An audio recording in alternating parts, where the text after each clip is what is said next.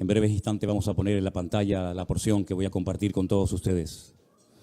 Como he dicho en muchas ocasiones, cuando yo comencé a ir hace muchos años a una pequeña congregación en Las Palmas, escuchaba a los pastores, escuchaba a los predicadores que hablaban muchas veces del pueblo de Israel, un pueblo que es muy mencionado en la Biblia en muchas ocasiones, y decían que ese pueblo Dios lo sacó milagrosamente de la esclavitud de Egipto. Y yo me preguntaba, si ese pueblo estaban como esclavos en Egipto, ¿cómo llegaron a Egipto? ¿Qué fue lo que pasó? Y entonces fue cuando comencé a leer la Biblia desde el principio y me di cuenta por qué y cómo y con quién llegaron a Egipto. En un principio fueron a buscar comida. En un principio donde ellos vivían, que era la tierra de Canaán, lo que hoy en día sería el territorio de Israel, estaba atravesando una crisis tremenda, no había agua, por consiguiente no solamente sufrían las personas, sino también los animales. No había pastos para que los animales pudieran comer y tuvieron que descender a Egipto. Y en una de esas vueltas, en uno de esos viajes a Egipto, pues se dieron cuenta de que un familiar que daban por muerto hacía muchos años, José, resulta que no había muerto, sino que estaba vivo. Entonces el padre de este muchacho, que hacía más de 20 años que no veía y que, repito, lo daban por muerto, decide bajar a Egipto y dice la Biblia que los que descendieron a Egipto fueron un número de unas 70 personas aproximadamente. Se afincan, se arraigan en Egipto, reciben una tierra maravillosa donde pueden cosechar, pueden plantar, pueden criar a sus hijos, sus familias, sus animales, y pasaron 400 años desde que descienden a Egipto estas 70 personas hasta que son liberados a través de Moisés de la esclavitud en Egipto. Es una historia muy interesante. Podríamos estar hablando horas y horas y días y semanas enteras acerca de qué pasó en esos 400 años, cómo lograron salir de Egipto, etcétera, etcétera. Pero el apóstol Pablo, que era un gran conocedor de estas historias y de otras tantas del Antiguo Testamento, en el capítulo 10 de la carta que le escribe a los Corintios, él hace como un pequeño resumen de algunas, no todas, de algunas cosas que ocurrieron cuando salieron de Egipto y se encontraban en el desierto antes de entrar a la tierra prometida. En el capítulo 10 de Primera de Corintios, la palabra de Dios en el verso 1 dice así: porque no quiero, hermanos, que ignoréis que nuestros padres todos estuvieron bajo la nube y todos pasaron el mar. Y todos en Moisés fueron bautizados en la nube y en el mar. Y todos comieron el mismo alimento espiritual. Y todos bebieron la misma bebida espiritual, porque bebían la roca espiritual que los seguía, y la roca era Cristo.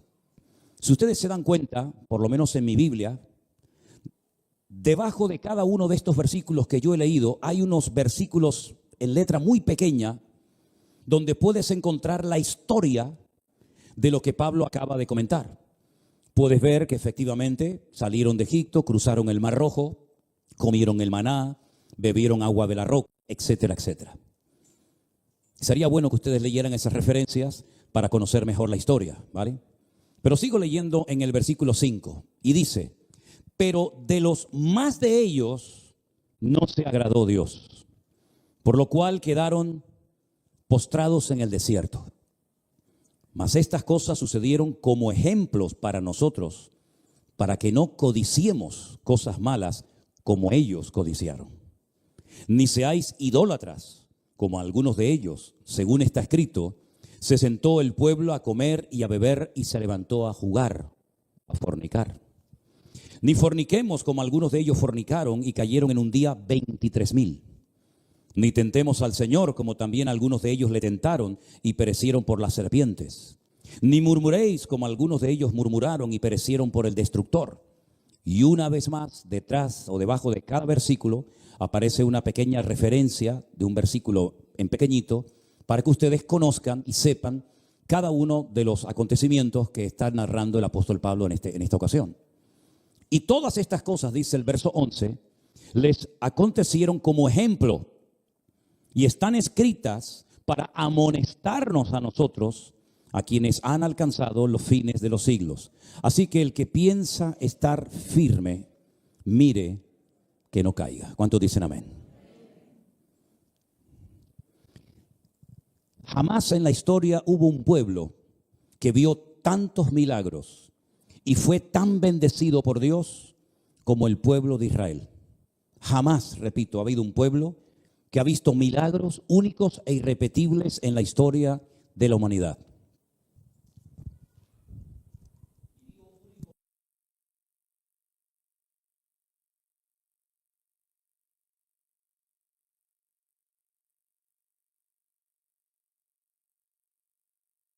Volvió a ser a favor de nadie. Nunca Dios sacó a un pueblo, a una nación entera de la esclavitud para llevarlos a un país y dárselo como regalo. Jamás. Nunca Dios envió 10 plagas a un país que estaba oprimiendo a su pueblo Israel para demostrar su poder y su autoridad. Pero sí lo hizo por este pueblo. Nunca Dios abrió un mar para otro pueblo que no fuera el pueblo de Israel. Nunca jamás Dios mandó maná sobre ningún pueblo de la tierra, salvo para el pueblo de Israel. Nunca jamás salía agua de las rocas, salvo para el pueblo de Israel. Y así podríamos enumerar docenas y docenas de milagros y de experiencias impresionantes que esta gente experimentó. Sin embargo, estas experiencias parece que a ellos les sirvieron de muy poco o de prácticamente nada. Porque vemos que aunque salieron físicamente de Egipto, sus corazones nunca salieron de Egipto. Llegaron a echar de menos la comida, llegaron a echar de menos prácticamente la vida de esclavos que llevaron sus antepasados y ellos mismos en Egipto, y estaban constantemente quejándose, constantemente, hermanos, constantemente murmurando. Incluso llegaron en varias ocasiones a intentar apedrear a Moisés, aquel hombre tan bueno, aquel hombre tan fiel, que amaba tanto al pueblo de Israel y que les aguantó tantas cosas durante tantos años, hasta el punto que un día llegó y le dijo al Señor: Señor, quítame la vida porque yo no aguanto más. Yo no puedo soportar el peso, la carga de llevar a casi 2 millones de personas como el pastor principal de esta gente y llevarlos desde la esclavitud, atravesando el desierto y llevarlos a la tierra prometida. Había una nube que les daba sombra durante el día, los protegía, los cubría en el desierto. Y no solamente era como una especie de paraguas gigante que daba sombra al pueblo de Israel, sino que además esa nube se movía. Y dice que cuando la nube se movía, ellos lo único que tenían que hacer era seguir detrás de esa nube para saber a dónde tenían que dirigirse. Y cuando esa nube se paraba, se detenía, ellos entendían que era el momento de hacer un alto en el camino y acampar por un par de días, meses o más tiempo. Y esa nube, que durante el día era como una especie de paraguas gigante que los protegía del calor abrasador del desierto, la Biblia dice que durante la noche había como una especie de columna de fuego que los calentaba, porque por la noche el desierto es muy frío y las temperaturas bajan muchísimo, y esa columna de fuego los calentaba y mantenía a raya a los animales peligrosos del desierto para que estuvieran tranquilos durante la noche.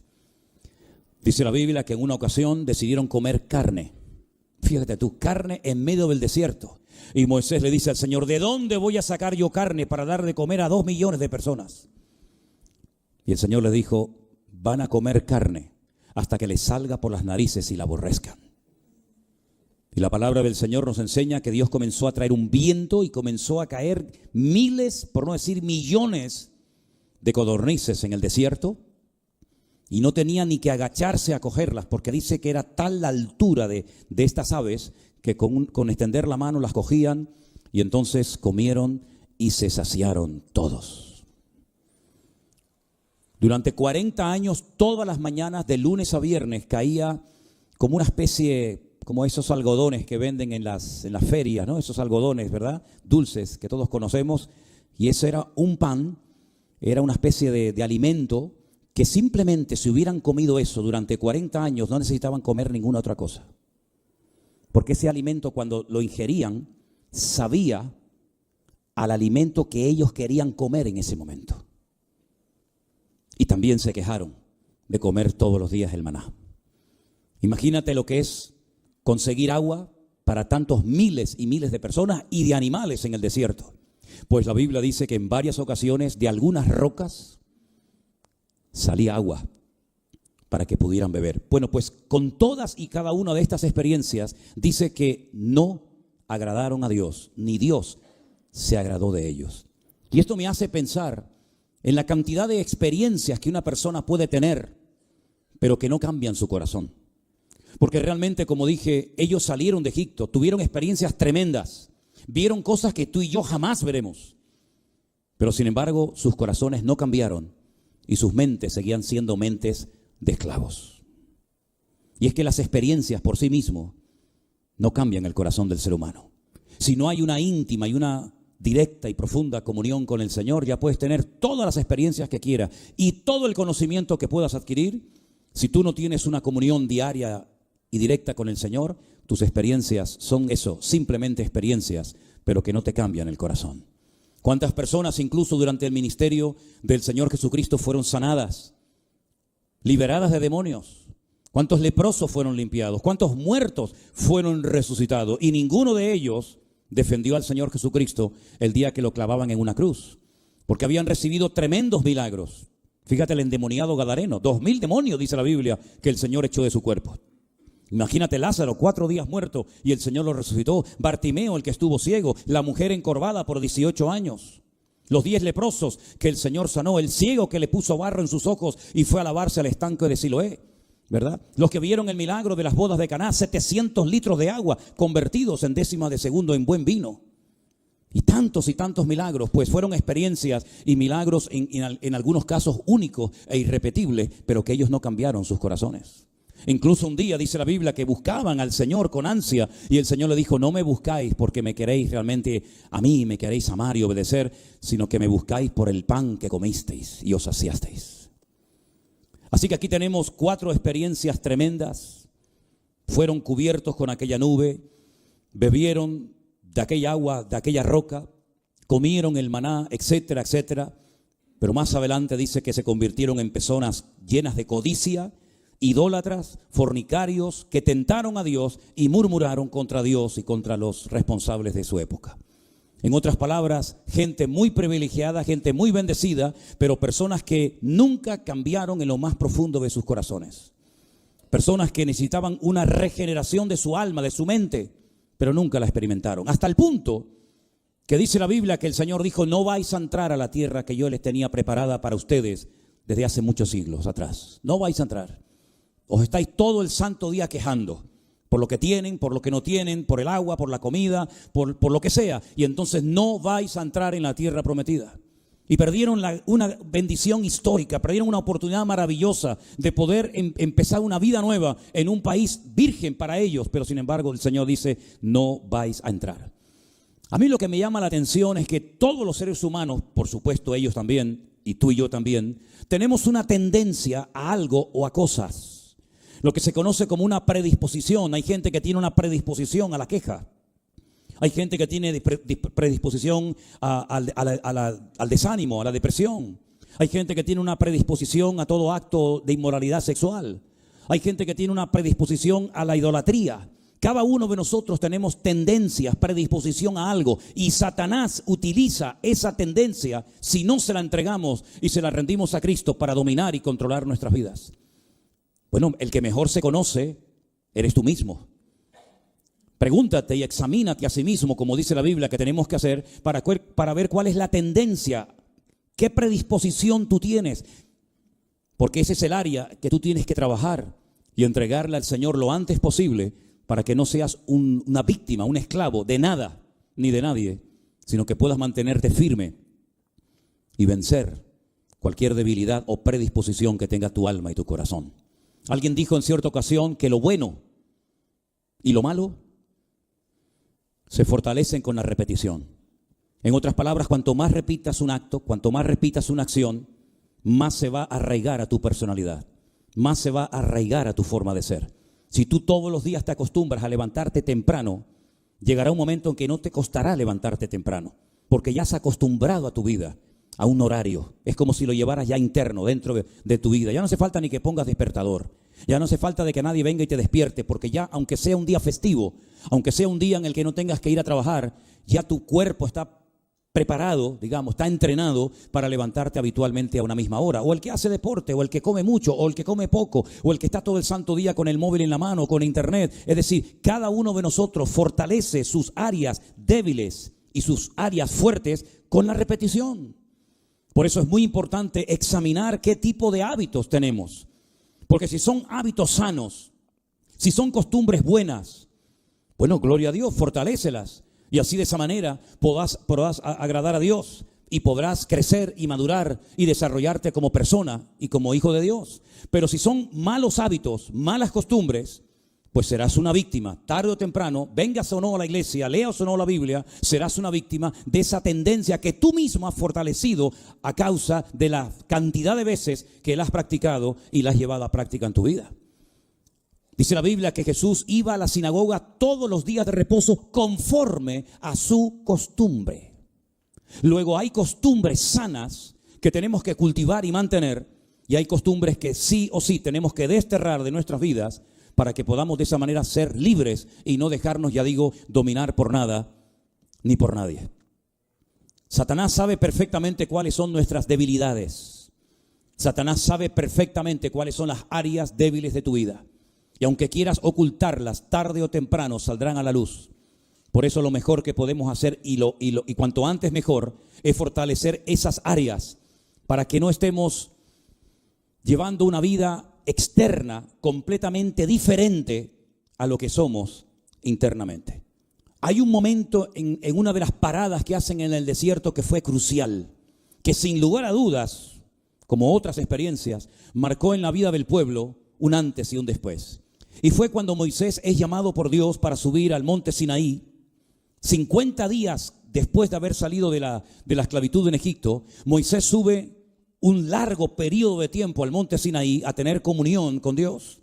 Y es allí donde él recibió, como saben ustedes, la ley, los 10 mandamientos, etcétera, etcétera. El pueblo, dice la Biblia, que al ver que Moisés tardaba, pasó un día, 2, 3, 20, 30, 40 días, pensando que algo malo le había pasado a Moisés.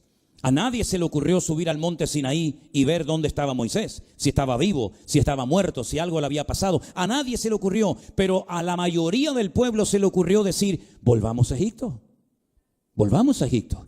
¿Qué hacemos aquí en el desierto? En vez de seguir hacia adelante, hacia la tierra prometida, decidieron dar marcha atrás. Pero no querían volver solos. Querían ser guiados, pero en esta ocasión no por una persona. La Biblia dice que se acercaron a Aarón, el hermano de Moisés, y le dijeron: ¿por qué no nos haces un becerro de oro que sea nuestro Dios y que nos lleve de vuelta a Egipto? La Biblia dice que se quitaron sus pendientes de oro, sus cadenas, sus zarcillos, sus pulseras, etcétera. Le dieron forma y construyeron un becerro de oro y comenzaron durante toda aquella larga noche a danzar desnudos, a cometer todo tipo de actos de depravación, como si fueran auténticos salvajes, como si fueran auténticos impíos. Y comenzaron a adorar a un muñeco, a un becerro de oro que ellos mismos habían construido. Moisés, cuando baja de la montaña y se encuentra aquel espectáculo bochornoso, le da una tristeza tan grande en su corazón de ver que 50 días después de haber visto los milagros más grandes que jamás Dios había hecho hasta entonces, rompe las tablas de los 10 mandamientos, y entonces es cuando él toma la decisión de decirle al pueblo de Israel: ustedes no van a entrar en la tierra prometida. Y es cuando incluso Dios dijo: no voy a acompañarles nunca más en esta peregrinación, sino que voy a mandar a un ángel para que les acompañe en el camino. Bueno, gracias a Dios, Moisés logró orar, interceder por el pueblo, y Dios al final pues fue con ellos. Pero fíjense cómo en un momento de debilidad, en un momento de angustia, en un momento en el que se encuentran solos, sale la predisposición de su corazón, y lo que hacen es construir un becerro de oro. Se construirán becerros de oro porque a la gente le gusta tener becerros de oro. Y cuando hablo de becerros de oro, me refiero a ídolos, a cosas que a la gente en lo más profundo de su corazón les gusta tener, y terminan casi adorándolos. Hay gente que adoran las cosas que tienen. Hay gentes que adoran su coche, su casa, su ropa, su teléfono. Incluso la peor idolatría de todos es la egolatría, que es el adorarse a uno mismo. Cuando la Biblia dice: al Señor tu Dios adorarás y a Él solo servirás. ¿Cuántos dicen amén? Veo que podemos tener muchas experiencias y podemos estar mucho tiempo aprendiendo y escuchando la palabra, pero eso no es garantía ni es seguridad en principio de nada. Porque en el momento en el que se quedaron solos, salió a la luz la tendencia, la predisposición de su corazón, que era nada más y nada menos que ser idólatras. La Biblia dice que en cierta ocasión incluso serpientes venenosas que estaban en el desierto pero que no afectaban a los hijos de Israel, salieron debajo de la arena y comenzaron a picar, comenzaron a morder a la gente, y miles de ellos murieron a causa de la murmuración. Es decir, nosotros somos los responsables de poder evitar ciertas y determinadas cosas que nos podrían hacer mucho daño espiritualmente hablando. Nuestra forma de hablar abre o cierra la bendición de Dios. Nuestra forma de comportarnos, nuestra actitud ante la vida. Es muy fácil echarle la culpa al clima, al gobierno, a la iglesia, a Dios, al pastor, al diablo. Es muy fácil siempre buscar una especie de chivo expiatorio, ¿verdad? Para justificar nuestro error, para justificar nuestro pecado o nuestra debilidad. Pero eso es una actitud infantil, totalmente infantil. Nuestra responsabilidad es decir, como aquellos grandes hombres de la Biblia, como por ejemplo Isaías, que dijo: ¡ay de mí! ¿Verdad? O como decía Pablo: miserable de mí. En otras palabras, nunca le echaban la culpa a los demás de sus debilidades, de sus pecados, sino que ellos se daban cuenta de que ellos tenían que luchar cada día contra sus pasiones y contra sus debilidades. Santiago, cuando habla de, por ejemplo, el profeta Elías, un tremendo hombre de Dios, dice que Elías era un hombre sujeto a pasiones semejantes a las nuestras. En otras palabras, ellos también tenían sus luchas personales. Ellos también tenían sus debilidades. Vemos que, por ejemplo, Elías entró en lo que sería hoy en día una especie de cuadro de depresión, de desánimo. Y le dijo al Señor: quítame la vida. Un hombre que recién acababa de ver cómo caía fuego de la presencia de Dios, pero sin embargo entró en una depresión tan profunda que se encerró, se metió dentro de una cueva y no quería seguir predicando, no quería servir sirviendo a Dios. Pero es que lo mismo le pasó a Jeremías. Jeremías dijo: no voy a hablar más, no voy a predicar más. Encontramos a Juan el Bautista, que Jesús dijo acerca de él, que de los nacidos de mujer nunca hubo un hombre más grande que él. Pues él llegó incluso a dudar de si Cristo era o no era el verdadero Mesías. Cuando envía a 2 de sus últimos y más fieles discípulos y les dice: id y preguntarle si él es el que había de venir o esperaremos a otro. Vemos cómo Pedro negó a Jesús. Vemos cómo Tomás dudó de la resurrección del Maestro. Y podemos ir por todo lo largo y ancho de la Biblia y vemos que no hay nadie que se escape. No hay nadie que pueda decir: este hombre era perfecto, nunca pecó, nunca hizo nada. Todos tenían tendencia a algo o a alguien. Miren, por ejemplo, las debilidades de David. Sí, un tremendo varón de Dios, pero con unas debilidades tremendas. Miren, por ejemplo, las debilidades de Salomón. Un hombre con una sabiduría espectacular, escribió miles de canciones, escribió libros enteros de la Biblia, pero sus debilidades le pasaron una factura muy elevada. Vean las debilidades de Sansón, un hombre con una fuerza, con una unción de Dios tremenda, pero tenía sus tremendas debilidades, que por cierto, al no entregarlas al Señor, terminaron derrotando y destruyendo su vida. Y así podríamos hacer un análisis del pueblo de Israel, de los hombres de Dios, tanto del Antiguo como del Nuevo Testamento, y llegamos a la conclusión de que todos nosotros necesitamos vivir lo más cerca del corazón de Dios posible, y más en esta hora de la historia. Amén, hermanos. ¿Cómo es posible que fueran gente codiciosa, que fueran gente idólatra, fornicarios, murmuradores, después de haber visto semejantes experiencias, después de haber vivido semejantes milagros? Pues esa era la cruda realidad, hermanos. Habían pasado el Mar Rojo, pero sus corazones no habían cambiado. Habían comido del maná, habían bebido del agua de la roca, pero sin embargo seguían siendo esclavos espiritualmente hablando.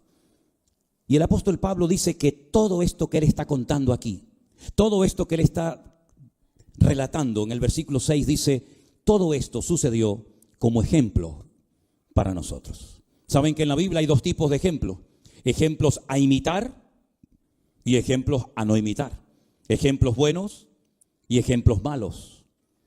Nuevamente vuelve a utilizar la misma expresión en el verso número 11. Y todas estas cosas les acontecieron como ejemplos y están escritas para amonestarnos a nosotros, quienes hemos alcanzado los fines del siglo.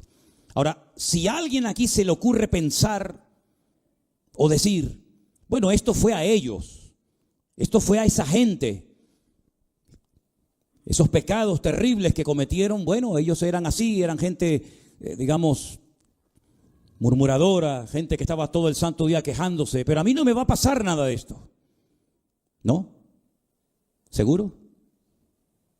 Pues dice la Biblia en el verso 17, el que piensa estar firme, mire que no caiga. Si tú piensas estar firme y te crees más sabio y más fuerte que todos, ten cuidado porque, como dice el refrán, dime de qué presumes y te diré de qué careces. Por lo tanto, no podemos vivir de glorias pasadas, ni de deseos de hacer las cosas bien, decentemente y con orden, sino de realidades. ¿Y cuál es la realidad de tu vida en este momento, hermana? ¿Cuál es tu realidad en este momento, mi querido amigo? Y no vale eso de decir, bueno, yo soy cristiano, evangélico, católico. Eso no, yo no te estoy preguntando eso. No vale eso de decir, bueno, pero yo ya he aprendido mucho en la vida y como he sufrido tanto y he pasado momentos tan duros, pues no voy a volver a repetir la historia. ¿Seguro? Yo he dicho en muchas ocasiones que gracias a Dios que nosotros no vivimos en los tiempos de la Biblia. ¿Saben por qué digo esto? Porque nosotros encontramos los pecados de David, encontramos los pecados, por ejemplo, de Pedro y de otros personajes de la Biblia. Pero si nosotros hubiéramos vivido en el tiempo de la Biblia, ¿tú crees que tu nombre no hubiera aparecido?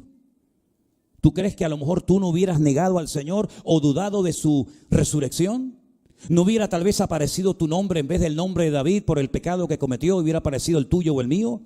¿Crees que nosotros lo hubiéramos hecho mejor que David, José, Daniel, Abraham, Moisés, Salomón, Pablo, Pedro, Santiago, Tomás, Judas? ¿Crees que nosotros hubiéramos vivido un cristianismo más profundo que el que ellos vivieron en aquel tiempo? Lo dudo muchísimo. Porque muchas veces en nuestra vida hay, digamos, genuinos deseos de hacer las cosas bien, pero a veces la realidad es completamente diferente. Y me voy a remitir a un ejemplo. Yo me acuerdo, y es una fecha que tengo, como he dicho muchas veces, grabada a fuego en mi corazón y nunca jamás la podré olvidar. Y es el mes de marzo del 2020, cuando se tuvo que cerrar la iglesia y no podíamos reunirnos aquí, como por ejemplo lo estamos haciendo en esta tarde, que teníamos que retransmitir los cultos a puerta cerrada y no había nadie a quien predicarle, pero igualmente hacíamos las reuniones y predicábamos y cantábamos y hacíamos pues lo mejor que podíamos.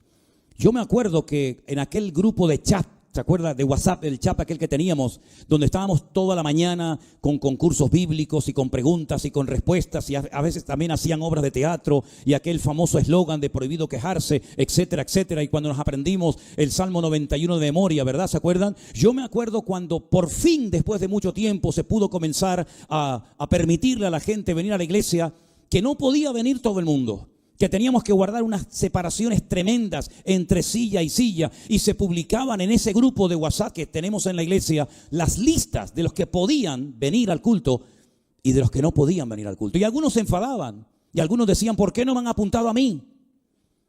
Yo quería ir al culto este domingo, sí, pero resulta que este domingo le toca venir a esta familia y no a esta o a este hermano, y a la otra hermana sí o no.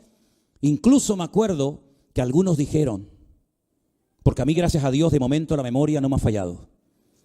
Cuando se abra la iglesia, no me perderé ningún culto. Eso se dijo aquí y yo lo escuché. No me perderé ningún culto. Incluso vi gente que cuando por fin podíamos reunirnos casi todos, algunos lloraban de la emoción después de meses de no haber podido congregarnos y de vernos.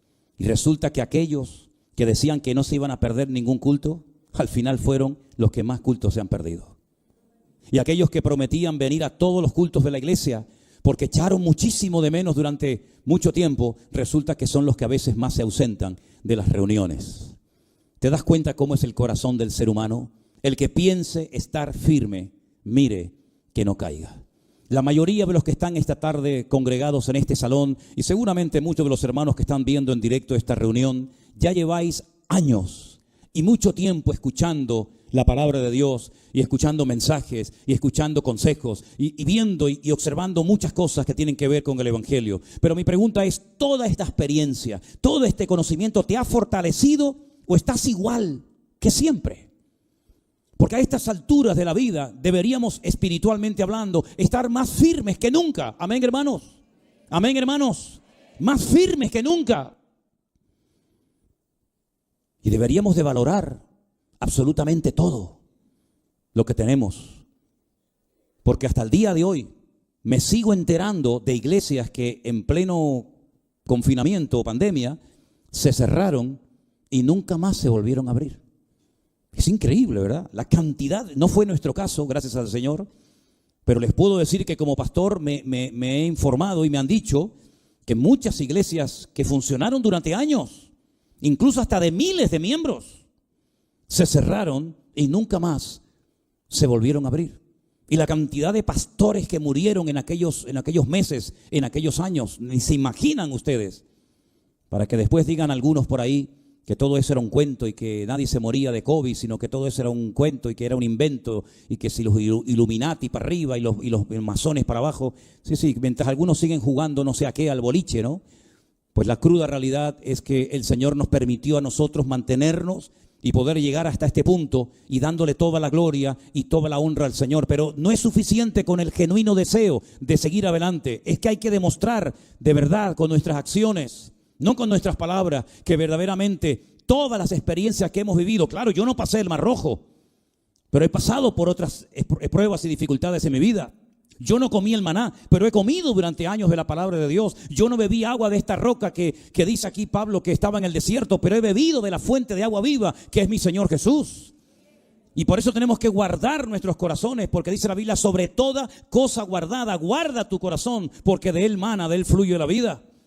Y por eso es muy importante, yo no sé si os habéis dado cuenta, ya estamos en el mes de junio y empezamos el otro día al año.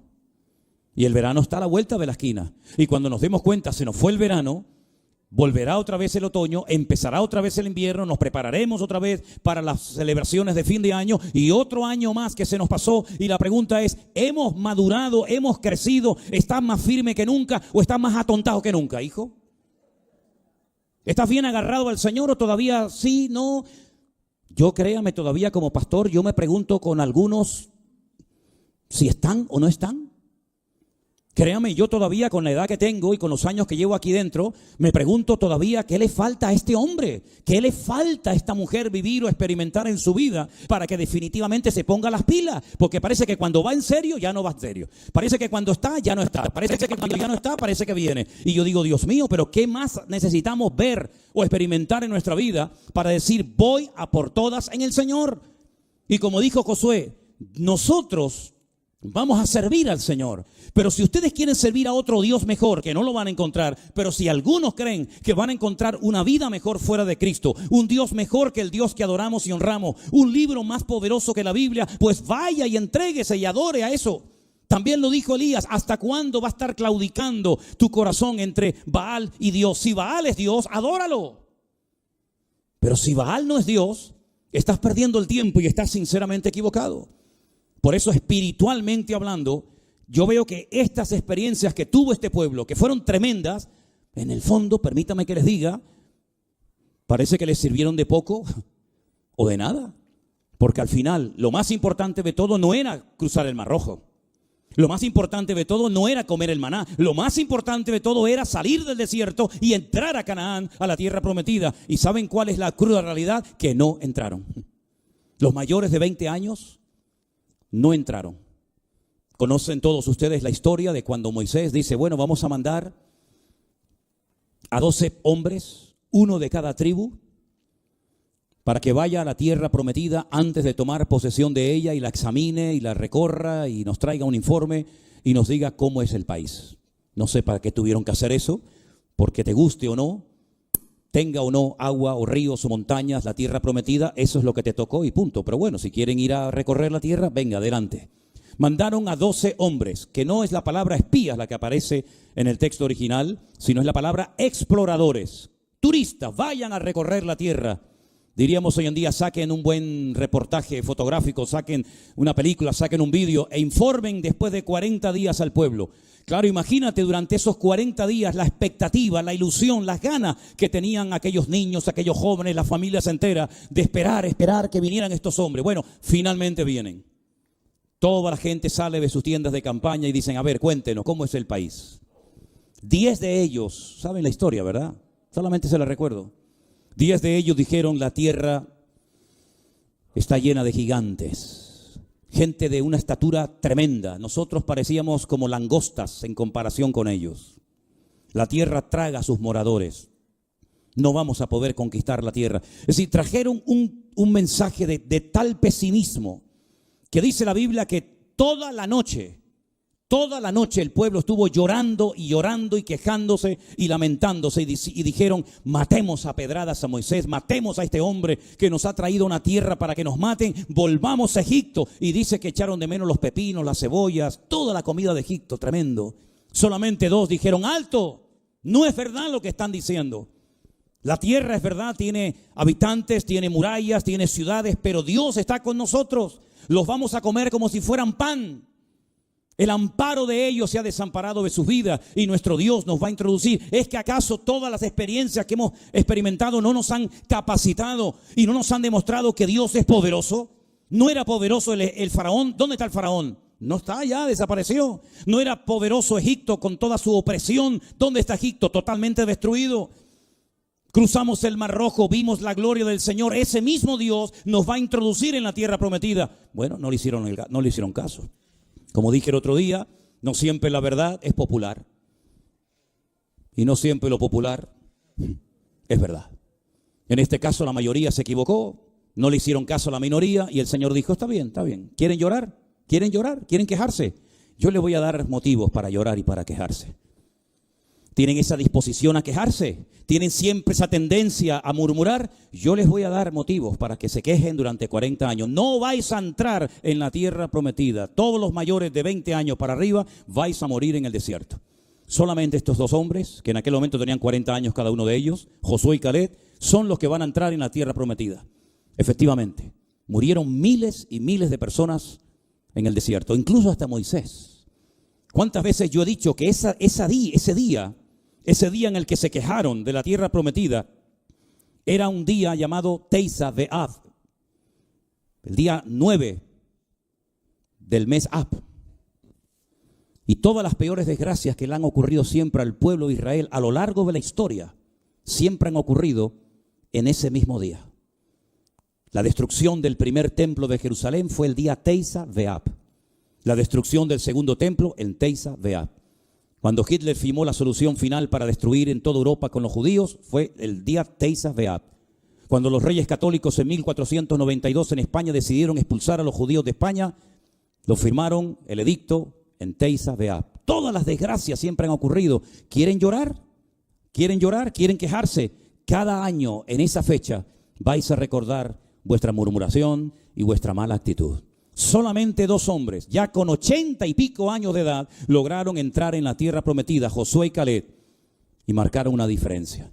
Mi pregunta es, si a nosotros nos hubiera mandado Moisés y hubiéramos entrado dentro de aquel grupo selecto de 12 hombres, de 12 exploradores, y hubiéramos vuelto al campamento, ¿con quién nos hubiéramos sentido identificados? ¿Qué hubiera sido nuestro informe? ¿El de los 10 que se quejaron o el de los 2 como Josué y Caleb? Solo Dios lo sabe. Solo Dios lo sabe. ¿O es que nosotros no nos quejamos nunca? ¿No se han quejado ustedes nunca de nada? Bueno, yo sé que no dicen amén porque ustedes están en un nivel espiritual realmente impresionante. A mí me dejan sorprendido que ustedes están en un nivel tremendo. Ustedes nunca se han quejado de nada, nunca se han lamentado de nada. Todo siempre es maravilloso. Ya. Nunca hemos criticado a la iglesia, al pastor, a las hijas del pastor, a los jóvenes. Nunca hemos criticado de nadie. Todo ha sido maravilloso. Ya. Hermanos queridos, ellos cerraron el cielo con sus bocas. Su actitud les impidió entrar en una tierra preciosa, que era la tierra que fluía leche y miel. Y se perdieron una bendición maravillosa de poder disfrutar de la tierra prometida. ¿Cuántas bendiciones se pueden perder los cristianos hoy en día por su forma de hablar, por su actitud de indiferencia, de frialdad, de apatía, de orgullo, o póngale usted el adjetivo que quiera. El que piense estar firme, mire que no caiga. Porque Pablo dice, todo esto que yo les estoy contando, todas estas cosas que le ocurrieron a mi pueblo, a mis antepasados, yo se las estoy contando a ustedes para que sean un ejemplo para nosotros, para que no seamos ni murmuradores, ni fornicarios, ni idólatras, ni nada que ver con aquel pueblo. Y quiero terminar diciéndoles algo. Si ustedes piensan que solamente esto le pasaba al pueblo de Israel, porque a mí me hace gracia la facilidad que tienen algunos para criticar al pueblo de Israel. Es impresionante. Critican al pueblo de Israel con una facilidad como si ellos o ellas fueran, vamos, el tapón del océano. Ahí me sorprende, pero bueno, ellos sabrán. El apóstol Pablo, el día que se despidió de la iglesia de Éfeso, y esto lo pueden encontrar en el libro de los Hechos, el día que este hombre se despide de la iglesia después de haberla pastoreado 2 años, él dijo lo siguiente: yo sé que después de mi partida se levantarán de entre ustedes lobos rapaces que no perdonarán al rebaño. Y cuando él se va, deja al joven pastor Timoteo al frente de dicha congregación y tuvo que pasar un montón de pruebas y un montón de dificultades porque se lo querían comer. Aquellas personas que, aprovechando el vacío de la ausencia del apóstol Pablo, querían aprovechar para controlar y mangonear la iglesia. Hermanos queridos, el corazón del hombre es exactamente igual. Me da igual si somos canarios, japoneses, americanos, judíos o griegos. Me da exactamente igual. El corazón del hombre es engañoso. Y como no guardemos nuestra boca, nuestros pensamientos, como no guardemos nuestras actitudes, nos puede pasar exactamente lo mismo o peor que a ellos les pasó. Por eso, mis queridos hermanos, mi consejo en esta tarde es: vive lo más cerca de Dios posible. Para que no caigamos en los pecados que ellos cometieron, para que no caigamos en los mismos errores que ellos cometieron y podamos ser realmente cristianos firmes y fieles al Señor hasta el último momento de nuestra vida. ¿Cuántos dicen amén? Cierre sus ojos, por favor, si es tan amable en esta tarde, y piense en esto que le he dicho, por favor. Reflexione en esto que le acabo de comentar en esta tarde. Qué bonito cuando hay un niño que está bien educadito, ¿verdad?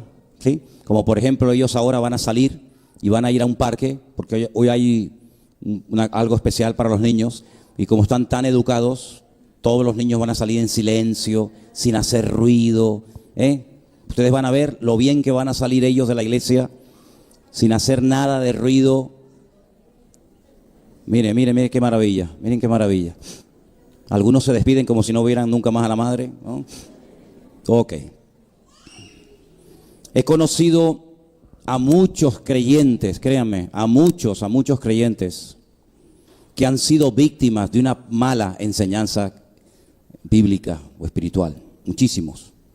Tengo un libro que lo compré hace muchos años que tiene un título más o menos así: El poder sutil del abuso espiritual. Es un libro tremendo donde se cuentan testimonios de creyentes que tuvieron la desgracia de caer bajo la cobertura o bajo el ministerio de personas que no les enseñaron lo correcto, más bien todo lo contrario. Una de las señales de los últimos tiempos, como bien saben ustedes, es que se extenderán y proliferarán falsas profecías, falsas enseñanzas, falsos maestros, etc. Y por eso, cuando venimos a los pies del Señor, yo considero que el primer año, sobre todo el primer añito, es clave para la vida de un creyente. La infancia marca para toda la vida. Créame que hay personas que todavía están sufriendo con la edad que tienen lo que recibieron o no recibieron durante el tiempo de su infancia. Porque ya digo, la infancia te marca para toda la vida. Y es curioso porque hay gente que cuando son ya grandes, lo único que recuerdan son cosas de la infancia. Porque la infancia como que no se termina de borrar de la mente de todos y de cada uno de nosotros. Y cuando somos pequeños somos como esponjas, ¿verdad? Que recibimos todo tipo de influencias, de enseñanzas, todo es nuevo. Nuestro cerebro, nuestro disco duro está virgen y ahí va entrando y entrando y entrando información. Y ya el Señor, cuando comenzamos esta obra hace ya unos cuantos años atrás, nos hablaba, nos preparaba acerca de que aparecerían por este ministerio, por esta iglesia, personas que vendrían heridos, maltratados espiritualmente hablando, carentes de una enseñanza sana, de una sana doctrina que trae madurez y trae estabilidad, ¿verdad? Y yo quisiera en esta tarde, empezando con esta serie sobre educación cristiana, que a la luz de las Escrituras, si tenemos que empezar de cero, empecemos de cero, pero que no sigamos siendo víctimas durante más tiempo de cosas que nos enseñaron mal y parece como que te perjudicaron y te dañaron de tal manera que parece que no terminas de despegar y no terminas de madurar. Ahora, observando a la gente después de tantos años, porque lo más difícil del mundo es trabajar con gente, créanme, he llegado a la conclusión de que algunas personas no es que no quieran ser buenos cristianos, ni se me pasa por la cabeza que con nosotros se congrega gente que no quieren crecer, que no quieren madurar. De verdad, créame que ni se me pasa por la cabeza. Pero yo observo que a veces la falta de madurez y la falta de crecimiento como persona afecta negativamente tu falta de crecimiento como creyente. Es decir, tú trasladas tu orgullo, tus complejos, tus ataduras, tus limitaciones, etcétera, etcétera. Tú trasladas todas las debilidades y carencias de tu carácter a tu relación con Dios. Y por eso muchas veces hay personas que no terminan, por así decirlo, de despegar, porque lo que hay que arreglar es un problema del carácter. No es un problema tanto de tipo espiritual, donde hay que orar y atar y reprender, etcétera, etcétera, sino es un problema a veces de carácter. Y hasta que ese problema, ese desequilibrio, ese desajuste de carácter no sea solucionado, tú no vas a ser mejor cristiano de lo que eres como persona. Si tú como persona eres una persona inconstante, digamos, ¿crees que como cristiano vas a ser más constante? Pues tampoco, no. Si tú como persona, digamos, tienes problemas de puntualidad, tienes problemas de falta de compromiso, no eres una persona seria, no eres una persona estable, emocionalmente hablando. Eres una persona que cualquier cosa te afecta, cualquier cosa te deprime, enseguida pierdes los nervios, la paz, el gozo. Todo eso cuando tú te conviertes al Señor, lo vas a trasladar y te va a costar. Y observo que hay cristianos que les cuesta muchísimo, muchísimo mantener la victoria. Les cuesta muchísimo ser estables, constantes, firmes. Y son como por temporadas, ¿no? De repente lo ves una temporada que lee la Biblia, que se congrega, que incluso hasta dice que quiere servir al Señor y prepararse para servir al Señor. Lo ves dentro de un mes o 2 meses, si es que lo ves, y te lo encuentras deprimido, ya no lee la Biblia, ya no tiene ganas de congregarse. ¿Qué es lo que le pasa a esa persona? ¿Será un demonio? ¿Será un problema de tipo espiritual? La mayoría de las veces el problema es que la gente inmadura, irresponsable, superficial, vive en su relación con Dios como realmente en el fondo de su corazón ellos y ellas son, ni más ni menos. Y podría ponerle muchos ejemplos bíblicos, permítame solamente ponerles un ejemplo. El apóstol Pablo o Saulo de Tarso, como primeramente lo conocemos según la Biblia, era una persona que era muy perseverante en aquello en lo que se proponía. Es decir, él entendía que él tenía que hacer todo lo posible para impedir que aquella secta, aquel grupo, que después se les llamó en Antioquía por primera vez cristianos o mesiánicos o los ungidos, él entendía que él como rabino judío, él tenía que impedir que ese grupo creciera y se extendiera por la faz de la tierra. Y él se lo tomó tan en serio, pero tan en serio, que en su ignorancia, en su sinceridad equivocada, era capaz de viajar a naciones extranjeras, como lo encontramos en el libro de los Hechos, para ir a perseguir a esta gente y llevarlos a Jerusalén y forzarlos a renegar de Cristo. Porque él entendía que ese era su deber. Y él estaba sinceramente equivocado. Como hay muchísimas personas que son sinceros en lo que hacen, pero la sinceridad no es el patrón, no es la guía, no es el principio en el cual tienes que basar tus decisiones. Porque esas personas que se ponen explosivos en el cuerpo, sí, pueden ser tremendamente sinceros, pero es una sinceridad que los va a llevar a ellos y a los que están a su alrededor a la muerte. Luego, si basas única y exclusivamente tus decisiones en base a lo sincero que eres, te puedes equivocar y puedes ir directamente al infierno. Y te puedo asegurar que el infierno va a estar plagado de gente que fue durante la vida pero que muy sinceros. Pero la sinceridad no salva. La sinceridad te puede llevar a la ruina. Como esos padres que hace años estaban en un hotel en la zona del norte de Tenerife y su niño pequeño salió corriendo contra una cristalera y cayó al barranco y quedó mal herido y necesitaba urgentemente una transfusión de sangre, y sus padres, en su creencia sincera pero equivocada, lo impidieron y el niño terminó muriendo desangrado. No se puede cuestionar la sinceridad de esos padres, pero sí se puede analizar que esa sinceridad estaba basada en algo equivocado, y lo equivocado te lleva siempre a la destrucción. Solamente la verdad te hará libre. Si tú hoy no eres libre de la atadura que te domina, si tú no eres libre de lo que tú sabes que te domina, es porque tú todavía no has experimentado la verdad en tu vida. Porque la verdad tiene un poder liberador. La verdad dice que trae libertad. Cuando tú no eres libre es porque hay una mentira que se ha apoderado de tu vida, de tus pensamientos, de tus emociones, de tus sentimientos, etcétera, etcétera. Y entonces tu vida está girando en torno a una mentira. Y por eso no eres libre. Y Cristo ha venido para traer libertad a los cautivos y vista a los ciegos y a proclamar el año de la buena voluntad del Señor, dice la Biblia. ¿Cuántos dicen amén? Ahora, el primer principio que vamos a compartir en esta tarde dice así, y lo vamos a poner ahí en la pantalla para que ustedes lo puedan leer y puedan, incluso los que quieren, tomar nota. El primer principio dice así: no permitas que el inconverso decida por ti. Me gustaría que lo pudiéramos leer todos en alta voz. No decidas que el inconverso decida por ti. Claro, la mayoría de ustedes trabajan con gente inconversa. La mayoría de ustedes dependen de gente inconversa, entre comillas, para poder vivir. El sueldo que recibes te lo paga un inconverso. La casa que alquilas te la alquila probablemente un inconverso. El coche que has comprado probablemente se lo has comprado a un inconverso. Y la mayoría de las decisiones que vas a tomar a lo largo de tu vida giran en torno a personas que no son creyentes y son inconversas. O incluso sabe Dios qué cosa más. El apóstol Pablo nos enseña que nosotros tenemos otro modelo de vida. Y nosotros no podemos decidir o vivir en base a lo que los inconversos hagan o dejen de hacer.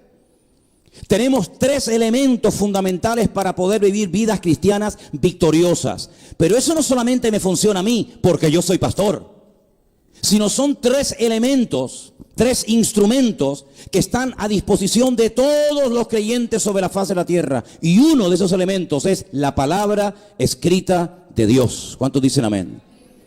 Segunda de Timoteo 3, versículo 16. Segunda de Timoteo capítulo 3, verso 16.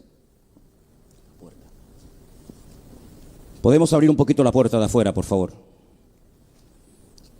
Escuchen bien este texto porque es muy interesante, porque aquí vas a encontrar todo lo que tú vas a necesitar a lo largo de tu vida y de tu relación con el Señor. Y dice así: toda la escritura es inspirada por Dios y útil, ¿para qué? Para enseñar, para redarguir, para corregir y para instruir en justicia. Fíjate las cuatro funciones de la palabra escrita del Señor. Dice que es útil, y es útil, como dice aquí, para enseñarnos, para corregirnos, para instruirnos, a fin de que el hombre de Dios sea perfecto, completo, enteramente preparado para toda obra de Dios. Tú tienes a la luz de las Escrituras que ir siempre por delante. Tú tienes la palabra de Dios por escrito, el mapa, la brújula de Dios, la tienes en tu mano 24 horas al día. Para que a la luz de la palabra de Dios tú sepas si lo que te están ofreciendo es de Dios o no es de Dios. Si te conviene o no te conviene. Si tú pones tu presente y tu futuro en las manos del inconverso, el inconverso, permítame la expresión, siempre barrerá para casa. El inconverso no está interesado en tu progreso, en tu desarrollo espiritual. Al inconverso no le interesa si puedes o no puedes venir a los cultos. Al inconverso no le interesa si llegas a tu casa reventado, cansado, alegre, triste o deprimido. Al inconverso no le interesa si te pegas más horas fuera de tu casa que con tu familia disfrutando de la vida. Al inconverso lo único que le interesa son sus propios intereses. Y por eso hay momentos, hermanos, que las ofertas del mundo, como decía nuestro hermano el domingo pasado, la comida del mundo no es la que a ti te conviene. Y por eso la palabra de Dios te tiene que guiar e instruir y dirigir en todo momento para que sepas si eso que quieres hacer, si eso que te están ofreciendo, si esa puerta que aparentemente es de Dios es una trampa a corto plazo y al final se te va a volver en tu propia contra. No puedes poner tu vida en las manos de los inconversos. Algunos de ustedes, tal vez sus esposas o sus maridos, no son convertidos. Y tú no puedes depender de lo que él diga. Si él no quiere venir al culto, pues nadie viene al culto. ¿Por qué? Porque él ha decidido no venir al culto. Pues si no quiere venir, que no venga. No, pero es que él es el que tiene el coche, pues coge la guagua. Es que están de huelga, pues vienes caminando. Pero en otras palabras, lo que no puede girar tu vida es en torno a un inconverso. Llámese padre, llámese marido, llámese quien sea. Porque por encima de ti hay una autoridad y esa autoridad es a la que tú le debes sometimiento y esa autoridad es la cabeza, es el Señor. Puede ser que algún día el inconverso diga, pues sí, no hay ningún problema, pero ¿y el día que te lleve la contraria? ¿Y el día que te ponga entre la espada y la pared, qué vas a hacer? Hay muchos creyentes que pierden su libertad por un dinero, por un simple sueldo. Pierden su libertad, hipotecan su presente y su futuro. Porque parece que hoy en día el mundo gira solamente en torno a una cosa, el dinero. Y parece que sin dinero no hay paz, no hay felicidad, no hay estabilidad, no hay gozo, no hay nada. Pues la palabra del Señor nos enseña otro modelo y si a usted no se lo enseñaron, no es mi problema. La palabra de Dios dice, el Señor es mi pastor y nada me faltará. Y si eso es verdad, o se cumple o no se cumple. Y si es verdad que Dios suple, pues que me supla. Y si es verdad que Dios me abre puertas, pues que las abra. Pero no podemos ir por la vida tocando por aquí, tocando por allá, llamando aquí, llamando allá, esperando que los inconversos decidan por nosotros. Discúlpeme si esto choca frontalmente contra tu modelo de vida. Pero como yo les he dicho en multitud de ocasiones, yo no estoy aquí para reírle la gracia a ustedes. Yo estoy aquí para enseñarles lo que dice la palabra de Dios. Y la palabra de Dios dice, no te preocupes por la comida. No te preocupes por el vestido, pero Señor, si la comida y el vestido es prácticamente el 90% de nuestras preocupaciones cotidianas, ¿qué vamos a comer? ¿Qué vamos a vestir? Sin embargo, el Señor te da una salida diferente. Claro, y aquí entra el factor de la fe, evidentemente. Buscad primeramente. ¿Ves cómo lo sabes? ¿Ves cómo lo sabéis? ¿Ven cómo lo saben? Es uno de los primeros versículos que se aprenden y a veces sin enseñarlo directamente a la iglesia. Buscad primeramente el reino de Dios y su justicia y todas las demás cosas vendrán por añadidura. Sí, es muy bonito decirlo. Es muy fácil decir eso. Pero ¿cuántos lo hacen? ¿Cuántos verdaderamente lo hacen? Si verdaderamente eso es verdad, si la palabra de Dios es verdad, pues yo quiero ver esas promesas cumplidas en mi vida. Por eso hace poco yo les hablaba de que si tú no haces cosas diferentes, no puedes esperar cambios diferentes en tu vida. Y el nivel de fe de la iglesia y de cada uno de nosotros tiene que elevarse para que podamos vivir según los desafíos y los planteamientos del tiempo presente. No podemos vivir una vida superficial. No podemos vivir una vida dependiente y única y exclusivamente de lo que nos diga, de lo que nos ofrezca, de lo que nos prometa. Increíble. Voy a ponerles un ejemplo bíblico. Había un joven en la cárcel que tenía el don de interpretar sueños. Un día, dos presos que compartían celda con él le contaron un sueño. Él se los interpretó. Uno era el copero del faraón, otro era el panadero del faraón. Le dijo que los dos saldrían de la cárcel, pero que a uno lo matarían y al otro le devolverían su cargo en la corte del faraón. Y efectivamente el sueño se cumplió al pie de la letra. Pero a uno de ellos, al que iba a sobrevivir, este joven llamado José le dice, acuérdate de mí. Exactamente las mismas palabras que el Señor Jesucristo pronunció en la cruz momentos antes de entregarle su espíritu al Padre. Acuérdate de mí. Pasaron años y aquel hombre no se acordó de José. José puso su confianza en ese momento en aquel hombre. Acuérdate de mí. Y el hombre no se acordó de él. Hasta que pasaron muchos años y el mismo faraón tuvo un sueño. Y entonces dice, yo conozco a alguien que estaba en la celda conmigo, que me interpretó mi sueño. Y si tú le das la libertad, él te puede interpretar el sueño que tú has tenido, que no hay nadie que te explique lo que significa. ¿Te das cuenta? Qué diferente aquel, acuérdate de mí, aquel hombre, y qué diferente aquel, acuérdate de mí cuando vengas en tu reino. Y en ese momento el Señor Jesucristo le dice a aquel hombre, hoy estarás conmigo en el paraíso. ¿Cuántos dicen amén? No miró a otra parte, no se olvidó del ruego de aquel pobre hombre de acuérdate de mí, sino que al instante el Señor le responde y le promete el cielo. Te levantaste esta mañana y desayunaste condenado a muerte, pero vas a acostarte, vas a cenar esta noche nada más y nada menos que en el reino de los cielos con el Señor Jesús. ¿Cuántos dicen amén?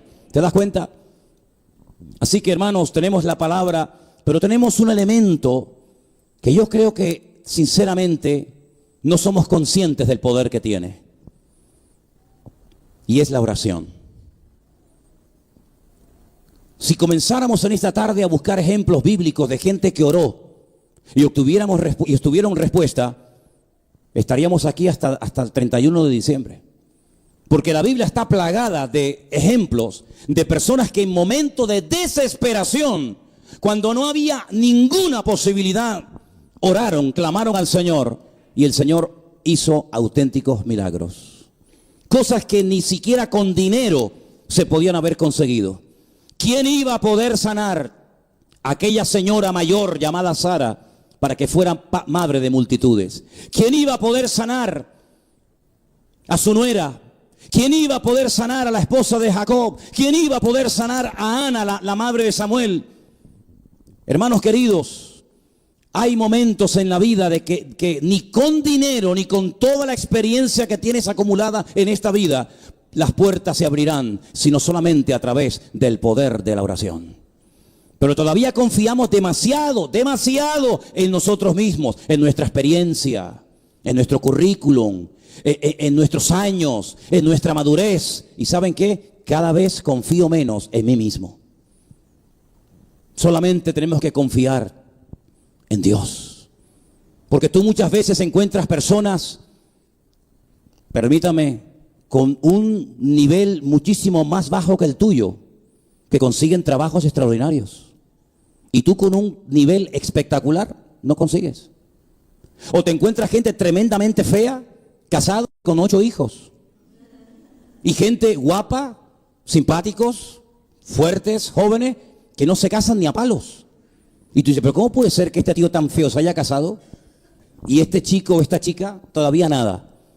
Hermanos, captemos el mensaje. Lo natural es el reflejo de lo espiritual. Tenemos que doblar las rodillas, tenemos que confiar más en el poder del Señor. Tú no te das cuenta que Dios está llevando a la humanidad, Dios está llevando a los gobiernos, Dios está llevando a los países a que se postren delante de Él y reconozcan de que ni con recursos naturales de incalculable valor se puede salir adelante, sino solamente hay una posibilidad de levantarse, y es en el nombre de Jesucristo. Levántate y camina. No nos estamos dando cuenta de que las naciones están siendo sacudidas y zarandeadas, que en un momento Dios cierra el cielo y se pudre la cosecha, y millones de personas se van al paro, y millones de personas pierden su puesto de trabajo. No nos damos cuenta de que Dios está tratando con la humanidad como nunca antes en toda la historia de la humanidad. Hay como un gran juego, conciertos, deportes, fútbol, manifestaciones, y la gente está como anestesiada y no se dan cuenta de que Dios está tratando directamente con las naciones y las quiere llevar al punto en el que reconozcan que sin Dios no hay esperanza, sin Dios no hay solución.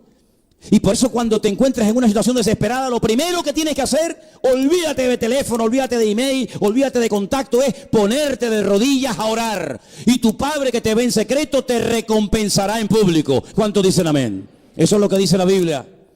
Sí que tienes la palabra, un instrumento tremendo. Tienes la oración y tienes algo muy importante dentro de ti. Porque la palabra al fin y al cabo, sí, puedes saberla más o menos. Pero lo que te voy a hablar ahora, lo tienes dentro.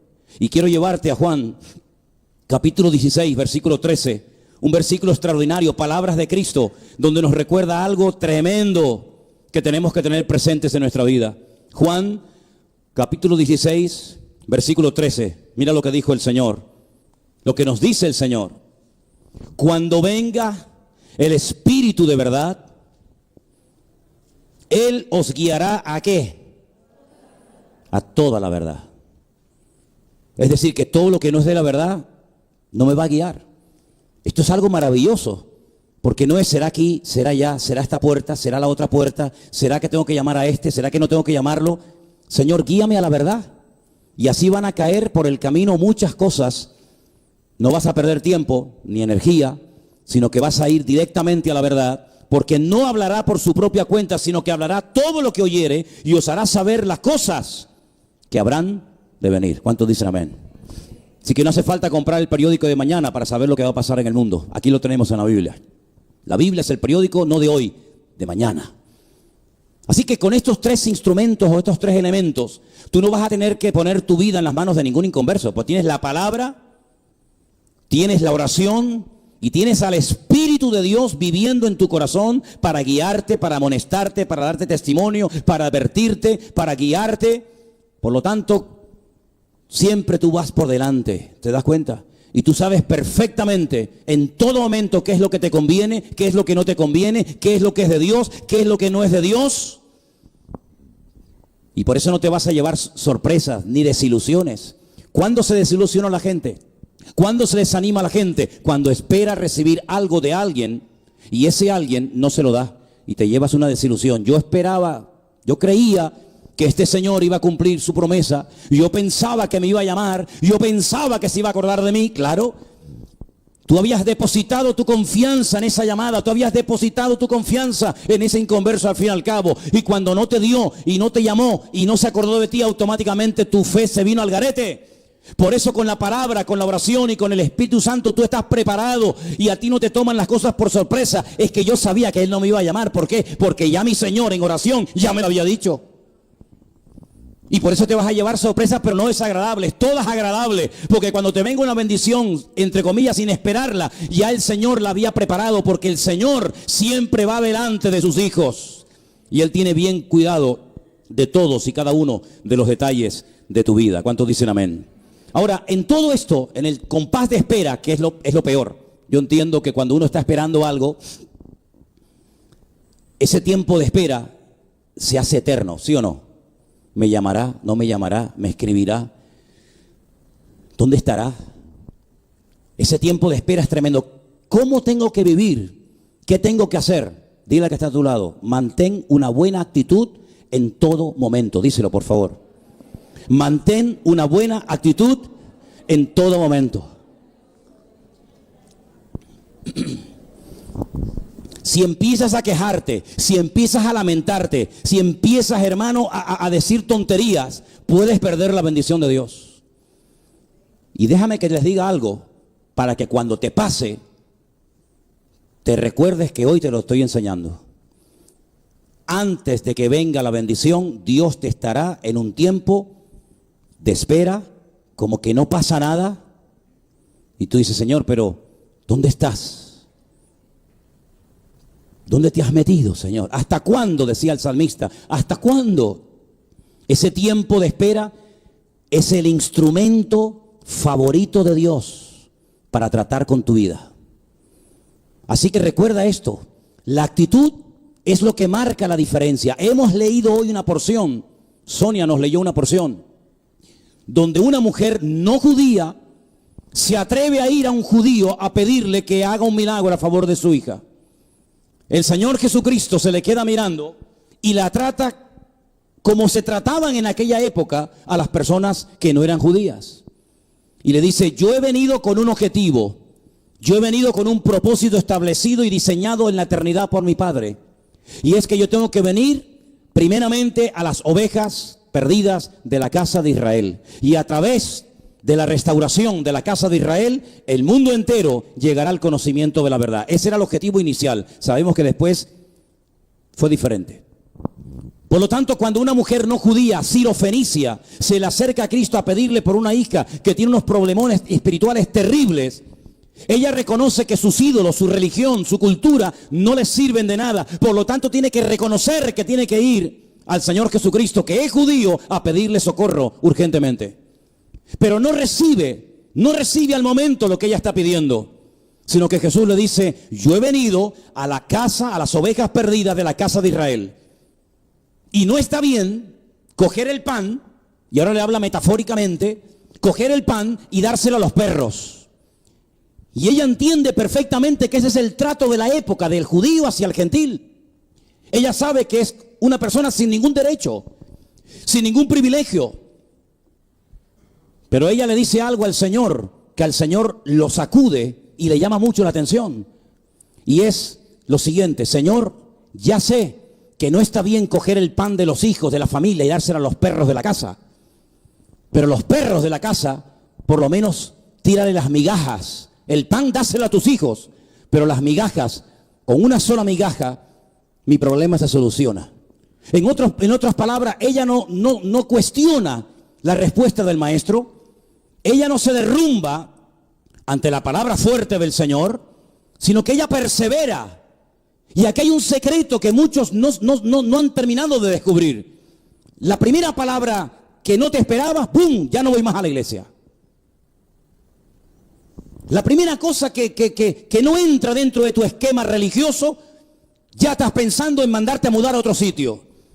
Y aquí hay una persona que la han llamado perra. Aquí hay una persona que no le han dado ni un rayo de esperanza. Espérate un momentito que atiendo a esta gente y en cuanto termine voy a tu casa y sano a tu hija. Vale, Señor, yo espero. ¿Cuánto? 3 horas, 8 horas.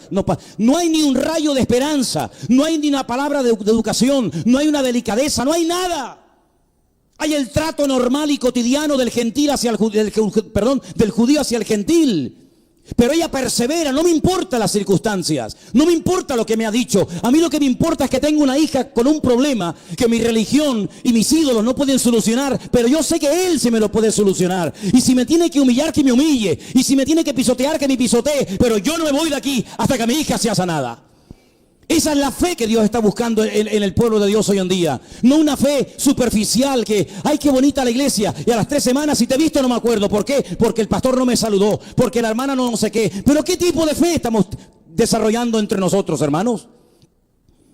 Cuando el Señor Jesucristo oye la respuesta de madurez de esta mujer, le dijo algo increíble: grande es tu fe. Notó que la fe de esa mujer mal encaminada era una fe potencialmente poderosa.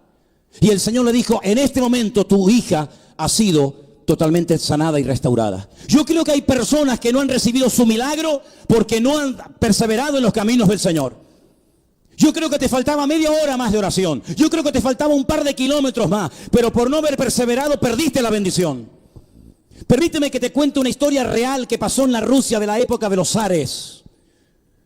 Había un campesino que estaba en el camino llorando, amargado y entristecido. Y por allí cuenta la historia que pasó la carreta del zar de Rusia en aquellos tiempos. Manda a detenerla y le pregunta: ¿por qué lloras? Y le dice: porque no tengo tierra para sembrar. Soy agricultor y no tengo tierras. El zar en aquel momento manda que le den 4 estacas de madera. Y le dice el zar a este pobre hombre: clava en este momento donde estás la primera estaca, camina y pon la segunda, a continuación gira y pon la tercera y finalmente pon la cuarta. Todo el territorio, todo el terreno que abarquen las 4 estacas será tuyo y de tu descendencia para sembrarla. Y el zar se va. El hombre clava la primera estaca y comienza a caminar y a caminar. Y cuando está tentado a poner la segunda estaca, mira hacia atrás y se da cuenta de que el zar le dijo: donde ponga la segunda estaca y la tercera y la cuarta será tu tierra. ¿Por qué ponerla tan cerca de la primera? Si puedo caminar 20 kilómetros. Y caminó y caminó y caminó. Y después, cuando ya estaba cansado, pone la segunda. Y a continuación camina y camina y pone la tercera y finalmente pone la cuarta. ¿Cuánto terreno podía tener? ¿500 metros cuadrados? ¿1.500 metros cuadrados? ¿10.000 metros cuadrados? ¿Cuánto? Lo que tú quieras, querido. Donde tú pongas la estaca Donde tú termines de poner tu territorio, esa será la tierra en la que tú podrás trabajar. Y por eso la palabra de Dios nos enseña que tenemos que tener fe, porque hasta donde lleguemos con nuestra fe y con nuestra relación con Dios, hasta allí verás la gloria del Señor. Hay gente que pone la estaca muy cerca, la primera, la segunda, y tienes ahí 1 metro cuadrado, cuando no hay límites. Ensancha el sitio de tu tienda y las cortinas de tu habitación. No seas escasa, dice la palabra de Dios. Y hay creyentes que son muy mediocres a la hora de orar. No tienen la confianza en un Dios todopoderoso, al que le cantamos domingo tras domingo. Y cantamos a un Dios poderoso, pero vivimos como si tuviéramos un Dios pobre. Y cantamos y adoramos a un Dios maravilloso, pero que a la hora de la verdad no puede resolver mis problemas cotidianos. Y hay una incongruencia, se produce un divorcio entre lo que creo y entre lo que practico. Por eso digo e insisto, mantén una buena actitud en todo momento. ¿Cuántos dicen amén? ¿Cómo puedes decir que crees en un Dios poderoso? Que esta es la palabra de Dios. Y cuando te preguntan cómo estás, tu respuesta no es una respuesta que realmente sea atractiva. No te das cuenta, y te lo he dicho 1.000.000 de veces, que está demostrado científicamente que cuando una persona cree algo, pero practica algo diferente a su creencia, enferma su cabeza y su cerebro. Por eso, amados hermanos, tenemos que estar en armonía y darnos cuenta que si creemos en un Dios grande, tenemos que orar como si estuviéramos orando a un Dios grande, y hablar como si tuviéramos a un Dios grande, y vivir y comportarnos ante la vida como si tuviéramos a un Dios grande. ¿O es que nuestro Dios no es grande? Por supuesto que sí. Por lo tanto, no solamente diga sí, yo creo que a Dios, sino demuéstralo con tus actitudes, porque hay actitudes que conquistan el corazón de Dios. ¿Cuántos dicen amén?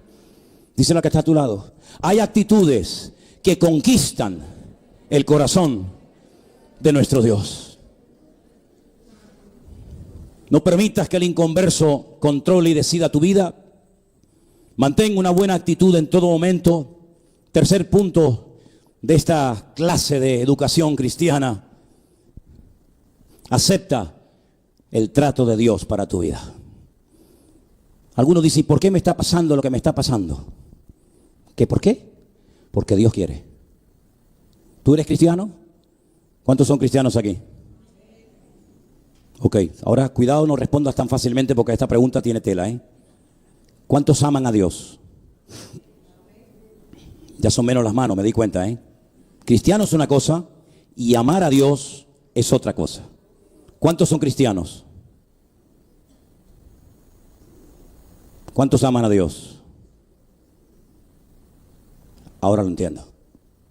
Ahora lo entiendo. La Biblia dice que los que aman, no los que creen, los que aman. Luego es una promesa condicional. No es una promesa para todos los que creen. No. Hay promesas que son para todos los que creen.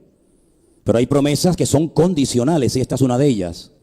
Los que aman a Dios, tienen que saber que todas las cosas les ayudan a bien.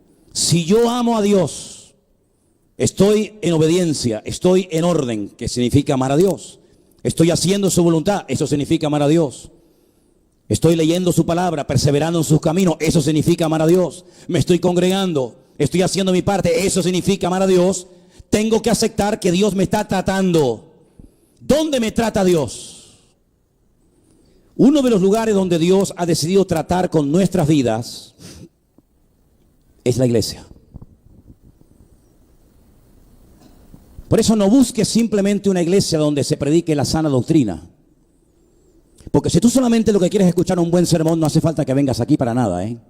Te quedas en casa y puedes ver el culto en directo. Y encima no tienes ni que ofrendar ni diezmar, te sale gratis. Si buscas una iglesia donde oír una buena palabra, te metes en internet, mividanueva.org, buscas culto en Facebook o en YouTube y ahí ves una buena predicación de sana doctrina. Seguramente habrá otras, pero yo tengo que hacer publicidad de la mía. Pero entonces, ¿por qué venimos aquí y no se quedan ustedes en sus hogares y yo desde aquí les predico y ustedes abren su ordenador y ven el culto? ¿Qué sentido tiene si todo esto que estamos haciendo aquí, yo lo puedo ver a través de mi teléfono, a través de mi ordenador en mi casa? ¿Qué necesidad tienen algunos hermanos de venir de la punta de de Teno es, ¿no? No, de la Punta del Hidalgo, como hay aquí hermanos que vienen de la Punta del Hidalgo, hermanas que vienen del sur, de San Isidro, hermanos que vienen de Icó de los Vinos, y no sé qué más lugares lejanos hay aquí. Bueno, algunos vienen de Cuba, otros vienen de Israel. Una hermana que dice, voy el domingo al culto, voy a ir al culto de Tenerife, ¿no? Porque te voy a enseñar algo que a lo mejor a ti nunca te enseñaron. Porque a mí me ha tocado muchas veces decirle a la gente lo que ningún pastor tal vez se atrevió a decirte. Y es que a la iglesia no solamente vengo para escuchar una buena predicación o sana doctrina. A la iglesia vengo para ser tratado en mi carácter. Si tú te quedas en casa con tu ordenador delante, nadie, no vas a tener problema con nadie, más que contigo mismo. Pero si comienzas a congregarte en esta o en cualquier otra iglesia, puede ser que en cualquier momento choques con alguien. El primero conmigo. Porque te voy a decir, por favor, ¿puedes bajar la voz que vamos a empezar el culto de oración? Este hombre no tiene amor. O puede ser que te digan, mire, hermana, aquí no se puede sentar, sino se tiene que sentar allí. ¿Cómo? Si la iglesia no solamente es el lugar donde vengo a escuchar palabra de Dios, sino es el lugar, es el taller de Dios, donde Dios va a sacar a la luz cosas de mi vida que en ninguna otra circunstancia van a salir. Y ahí donde Dios va a comenzar a tratar con mi orgullo, con mi impaciencia, con mi soberbia, con mis complejos, etcétera, etcétera. Si tú simplemente vienes a la iglesia para escuchar la palabra, te vas a perder el privilegio de poder crecer y madurar en los caminos del Señor. Pero si tú vienes y dices, Señor, trátame, moldéame, pódame, haz lo que quieras en mi vida, te aseguro que se va a cumplir lo que dice la Biblia. Hierro con hierro se aguza. ¿Lo habéis leído? ¿Seguro? Hierro con hierro se aguza. Dios va a poner a mi lado a alguien que seguramente me va a buscar las cosquillas, o me va a sacar de mis casillas, o me va a poner nervioso.